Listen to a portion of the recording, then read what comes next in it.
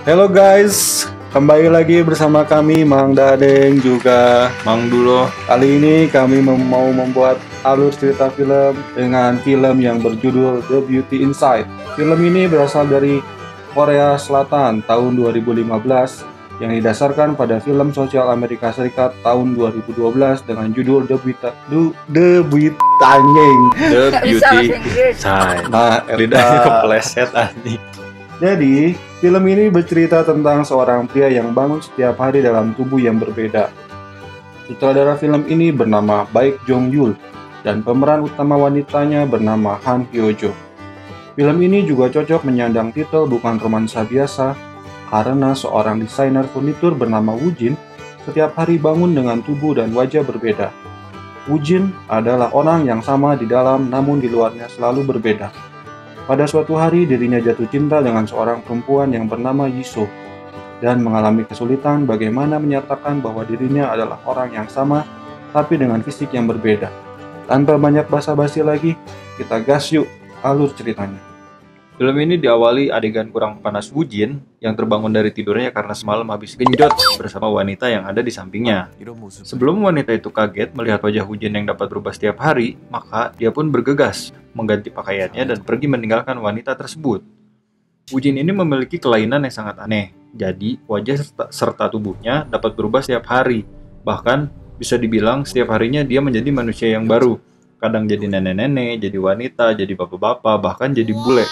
Dia nggak merasa repot dengan apa yang dialami ini karena dia sudah mempersiapkan semuanya. Jadi ini tuh sudah kejadian dari lama. Awal mula Woo Jin bisa berubah-ubah tubuh saat usianya ke-18. Secara tiba-tiba, saat ia bangun dari tidurnya, wajah dan tubuh Woo Jin berubah.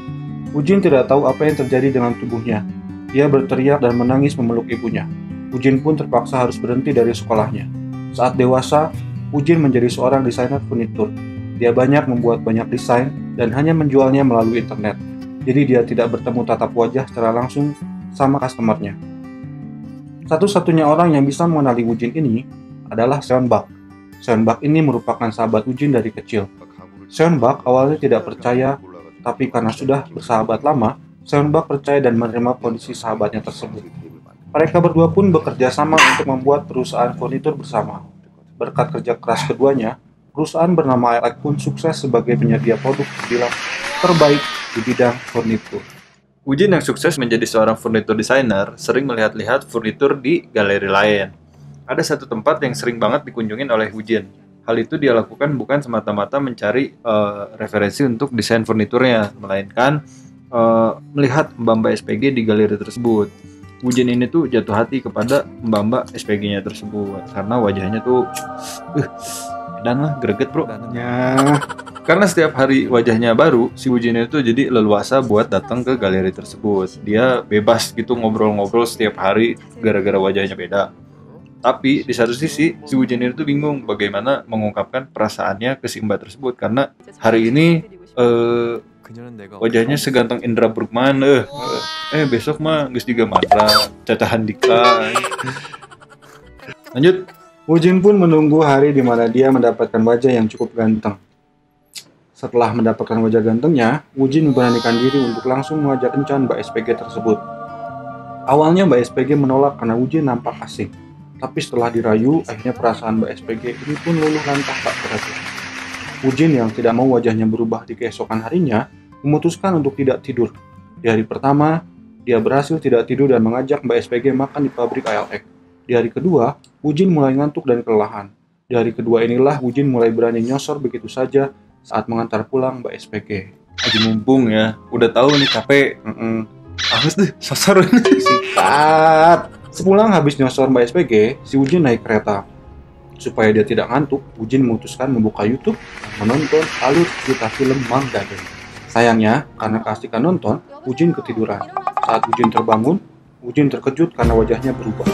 Woo Jin yang tadinya ganteng, muda, bersih, suci, putih, berubah menjadi urakan, tua, dan seperti wajah-wajah penuh permasalahan hidup. Scene pun berlanjut, si Mbak SPG yang menunggu janji bertemu untuk Woo Jin nampak kecewa karena Woo Jin tidak muncul dan tidak membalas chat darinya. Hari demi hari pun dipenuhi rasa sedih dan tidak bergairah oleh Wujin. Kondisi tubuh Wujin yang selalu berubah-ubah setiap hari membuat dia harus mencari cara gimana agar si Mbak SPG ini tetap menyukainya. Nah, pada akhirnya, saat si Wujin memiliki kesempatan untuk menjadi tubuh seorang wanita, Wujin menemui Mbak SPG dan menceritakan kondisinya kepada Mbak SPG. Namun sayangnya, si Mbak SPG ini tuh nggak percaya dan pergi meninggalkan Wujin begitu saja. Scene berikutnya, hari-hari Wujin sepi karena kehilangan sosok Yiso. Tapi, diam-diam ternyata Yiso mencari tahu kondisi tentang manusia yang berubah bentuk, tubuh, dan wajah ketika lelap tertidur. Karena ternyata Yiso pun jatuh cinta kepada Wojun. Yiso sampai tidak bisa tidur dan stres memikirkannya. Yiso akhirnya memutuskan bertemu Wujin kembali, berusaha menerima kondisi Wojun karena rasa cintanya yang begitu besar kepada Wojin. Hari-hari dilalui, Yiso beradaptasi dengan kondisi tubuh dan wajah Wujin yang berubah setiap harinya. Mereka pacaran, memadu kasih, dan pada saat kondisi tubuh Wujin sedang ganteng-gantengnya, ayam motor nggak lewat. Ayam motor nggak lewat. Jadi, dan pada saat kondisi tubuh Wujin sedang ganteng-gantengnya, mereka pun genjot lagi. Pas ganteng, genjot, pas giliran jelek semuanya. Nah, coli paling si Wujin. Hubungan romantis antara Wujin dan Yiso ini pada awalnya berjalan mulus, tapi Yiso ternyata merasa tertekan karena harus menerima gosip tidak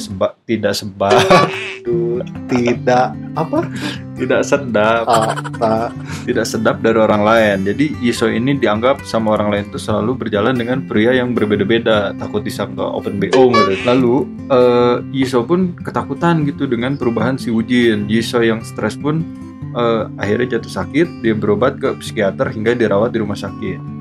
Wujin yang sadar akan hal tersebut langsung menemui ibunya untuk curhat. Ternyata hal yang terjadi pada Wujin ini merupakan gen dari ayahnya. Ayah Wujin menghilang dan tidak mau menemui ibunya lagi karena nggak tega melihat si ibunya ini tersiksa. Akhirnya dengan keputusan yang amat sangat berat dan penuh drama, Wujin meninggalkan Yiso karena tidak ingin Yiso menderita untuk selama-lamanya. Waktu pun berlalu, namun si Yiso belum move on dari Wujin. Hari ke hari dilalui dengan penuh bayang-bayang Wujin. Yiso merasa bahwa rasa takutnya itu nggak sebanding gitu loh dengan rasa sakit yang harus diterimanya saat ini. Akhirnya Yiso pun mencari cara gimana caranya bisa ketemu dengan si Wujin. Yiso memutuskan menemui Seonbak sekaligus mengurus keperluan pekerjaan. Di sana, Seonbak nampak tidak senang karena kehadiran Yiso. Seonbak merasa bahwa temannya Wujin sedih dan kecewa karena Yiso. Setelah berbincang-bincang sesaat, akhirnya Yiso mengetahui keberadaan Wujin dari label kayu di furnitur milik Wujin. Wujin ternyata pindah ke negara Ceko. Tanpa pikir panjang, Yiso pun mengunjungi negara tersebut dan berhasil menemukan Wujin. Pada awalnya, Wujin ini tidak mengakui dan berpura-pura tidak kenal dengan Yiso. Wujin berkata bahwa Yiso mungkin salah alamat. Tapi karena Yiso ini tidak polos, dia berdalih ingin melihat-lihat furnitur di dalam studio Wujin. Di dalam studionya, Yiso melihat sepatu dan pakaian berbeda-beda yang pastinya digunakan Wujin saat berubah menjadi wujud manusia yang lain. Yiso pun langsung menggabret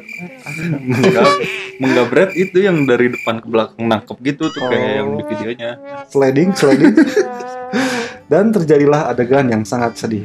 Yiso berkata dia memang sakit, tetapi lebih sakit dan menderita hidup tanpa Wujin. Pada akhirnya, mereka berdua pun hidup bersama di Ceko, menikmati hari-hari bersama di sana. Dan film pun selesai. Ayo kita ke Ceko. Ceko itu di mana? Dekat perempatan Mampang. Nah, gimana menurut Amang ceritanya? Bisa diambil kesimpulannya bahwa mencintai itu tidak harus melihat fisik, bro. Lalu ada kutipan menarik ya dari si Yiso, dari si Wujin apa Yiso gitu? Wujin ya. Cinta itu bisa mengatasi berbagai permasalahan. Tetapi cinta juga bisa mendatangkan bencana. Ada juga satu quote dari film, tapi bukan film ini, filmnya Sun Gokong. Dari Tipat Kai. Memang penderitaan cinta itu tiada akhirnya. Jadi gimana, tinggal kita menikmatinya saja. Ya, jadi begitu untuk alur cerita film kali ini. Jadi kalau yang mau lebih jelas silakan tonton filmnya. Filmnya seru dengan judul The Beauty Inside. Pokoknya share ke saudara, bapak, ibu, anak yang punya anak yang belum bikin dulu ya. Punya selingkuhan. Nah, share juga semua biar semakin banyak yang nonton, semakin banyak yang like. Sekian dari kami, sampai ketemu lagi. Dadah. Bye.